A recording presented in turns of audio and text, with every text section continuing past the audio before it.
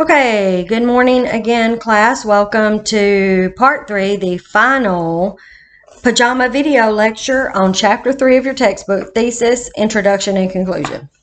So if you've been following along with me in parts 1 and part 2, we are now on the final portion of this video lecture on this chapter, and it is on conclusions, which conclusions goes right back to introductions, and it's the same strategies.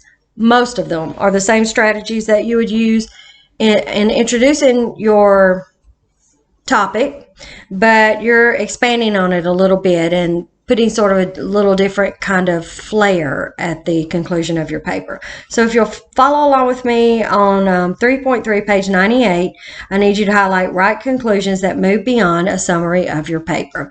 You're not simply going to restate your thesis. You're going to expand on your thesis because you want to leave your reader thinking about everything that you've said in your paper, thinking even beyond your own thesis. Right, so you might view your conclusion as an introduction in reverse, a bridge from the world of your paper back to the world of your reader.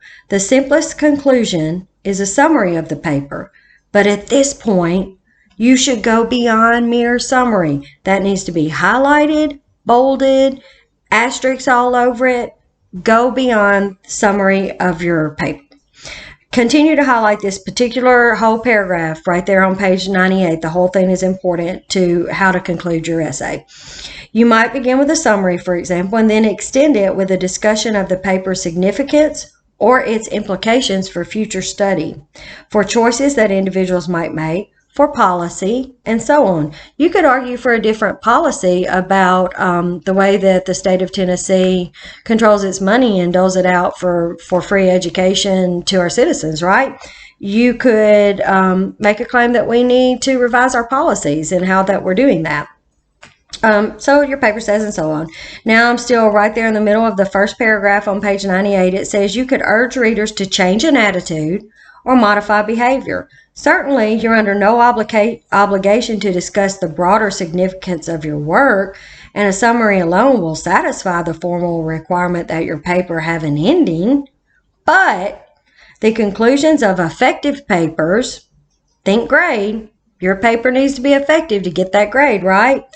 Those papers will often reveal that the authors are thinking large by placing their limited subject into a larger social, cultural, or historical context.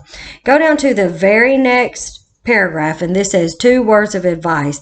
I not only highlighted, bolded, underlined, put asterisks by this, but I also put 3 exclamation points. So I know this was really important. It says, first, no matter how clever or beautifully executed a conclusion cannot salvage a poorly written paper. So now, no matter how hard that you drop that mic at the end of your paper, if you didn't do your job from the beginning to that point, we don't even hear the mic drop. Okay? All right, so then go down to summary, because now it's going into all of the strategies for ending your paper, and one of them is summary, which you didn't find in the introduction, right? Well, actually, yes, you did. Okay, so summary. Concluding paragraphs that summarize the article as a whole are useful if the article is lengthy or if the writer simply wants to re-emphasize the main point. That's what you need to highlight there. And if you're like, yes, I'm going to summarize, of course you are, you're going to give this section right there a little bit deeper look. Okay, on page 99, statement of the subject's significance. One of the more effective ways to conclude a paper is to discuss the larger significance of your subject. Here, you move from the specific concern of your paper to the broader concerns of the reader's world. Highlight those first 2 sentences underneath statement of the subject's significance. Guys, what is the significance if Tennessee is resting its whole, the way that we produce in the state of Tennessee, and the way that we have all the wheels and cogs moving in our workforce? What if they rested all on, we've got to have everybody to at least have an associate's degree to be educated and to be ready for the workforce, and they're like, okay, how do we do that? We do that by offering free college. So what are the larger implications for our workforce if we're not able to produce to all the people in industry these people with college education because it's not working. So what are the larger implications if the state of Tennessee is wrong? And offering free college is not going to solve the problem. What would that mean for the state of Tennessee?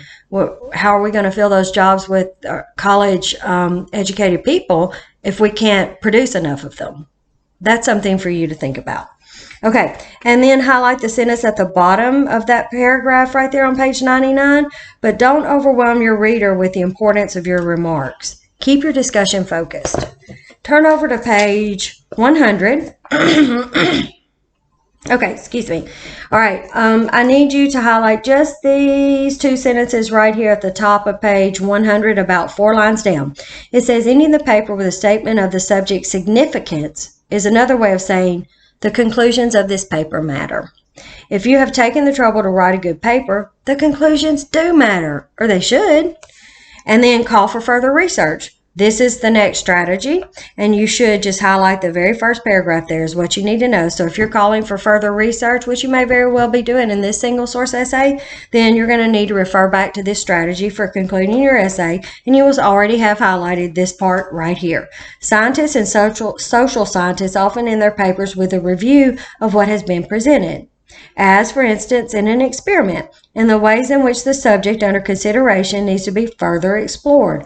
A word of caution, if you raise questions that you call on others to answer, make sure you know that the research you are calling for hasn't already been conducted. So if you're like, I think this study should be done to see blah, blah, blah, blah, blah. How embarrassing if that study's already been done 13 or 14 times and you just missed it. You need to research, and you need to be informed about what research is out there about your topic. Okay, solution recommendation. This would be great if we had a solution to what you're writing about, and oftentimes we don't. Oftentimes we really don't know how to fix the problem yet. We can just say this needs to be looked at, right? At the end of page 100, you need to highlight the purpose of your paper might be to review a problem or controversy and to discuss contributing factors. In such a case, after summarizing your discussion, you could offer a solution based on the knowledge you've gained while conducting research. Let's see, what would be a solution? Like with my students' argument that college tuition should not be free because it encourages poor performance in college because you're not fully invested because it's not coming out of your pocketbook. What would be a solution to the problem of having unmotivated students? How can we hold them more accountable in the classroom? That's what you need to think about. If you're posing a solution to having students who are not motivated, how can we force them to be motivated? How can we get them to take college more seriously? Okay, so then we're moving on to anecdote now. You started your essay with a little story. You may not so much want to end it with a little story. If you have another story that's good, okay, I'll listen to 2 stories. But a lot of people end their essays with an anecdote. And if you double up and you introduce with an anecdote and you end with an anecdote, that's a little too much sexing up your essay, I think. But so choose one or the other. Tell one at the beginning or tell one at the end.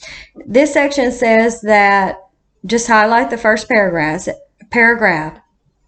Excuse me, I'm a little tired. I've already lectured for part 1 and part 2, and now I'm a little, need more coffee or something. The anecdote says, as we've seen in our discussion of introductions, an anecdote is a briefly told story or joke, the point of which is to shed light on your subject. The anecdote is more direct than an allusion. You're not alluding to something, you're telling a story.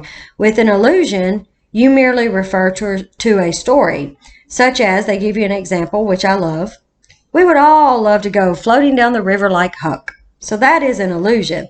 With an anecdote, you retell the story. The anecdote allows readers to discover for themselves the significance of a reference to another source.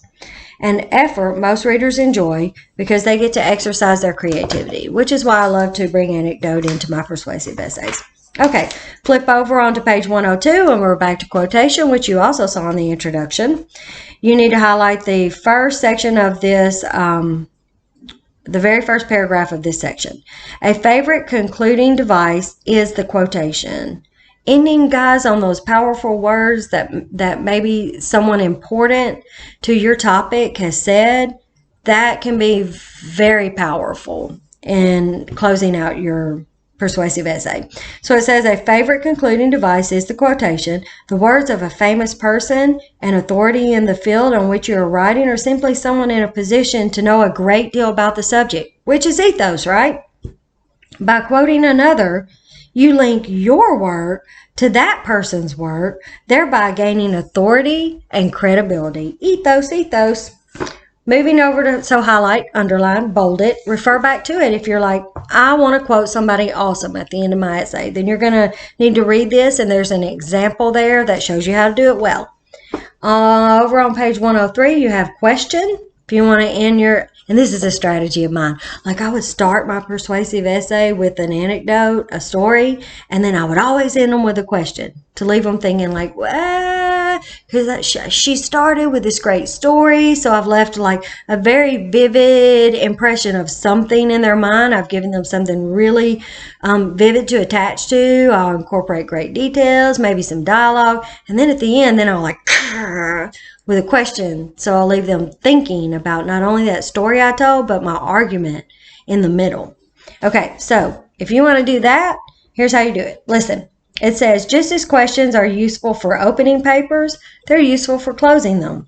Opening and closing questions function in different ways, however. The introductory question promises to be addressed in the paper that follows, but the concluding question, that leaves issues unresolved, calling on readers to assume an active role by offering their own answers, which is why I typically end my persuasive essays with a question, because I don't want to do all the work and all the thinking myself. I want the readers now working and thinking. If you're going to use speculation at the end of your essay, you're going to need to be reflecting at the bottom of page 103, where you have highlighted this phrase, these sentences right here. When you speculate, you consider what might happen as well as what has happened. Speculation involves a spinning out of possibilities. It stimulates readers by immersing them in your discussion of the unknown, implicitly challenging them to agree or disagree. So what's going to happen to the state of Tennessee if we can't produce what the state of Tennessee wants us to produce, which is college-educated people to fill our workforce? So you can speculate on what are we going to do? Are we going to like dumb down our workforce because we can't produce, because we're only graduating 15%, 15, not 50, 15. If we are only graduating 15% of our college students, and therefore we can't meet Tennessee's criteria of sending out college-educated people into our workforce, are we going to like lower our standards? Are the people who are hiring in our industries going to say, oh, okay, well, forget it. So you're not college-educated. Okay, come on anyway. Like, it's time for you to speculate on that. Okay? Let's close this video out. At the bottom of page 104, it tells you sort of a little bit of a summary on speculation. And you need to highlight, it is the author's intent to suggest a scenario that challenges readers to agree or not. If you have provided the necessary information prior to your concluding speculation, you will send readers back into their lives and away from your paper with an implicit challenge. I love to challenge my readers. So, do they regard the future as you do? Whether they do or not, you have set an agenda. You have got them thinking, which is what you want to do. You want to leave your reader thinking because you did all the thinking. Now pass it on to them and have them do some thinking as well. Okay, thank you for being here with me this morning for Miss Mart's pajama lecture. I hope you've enjoyed these videos or at least found them informative, because this right here, chapter 3, in your textbook, is truly a roadmap for how you are to structure your argumentative writing. Okay, thanks for being here with me this morning.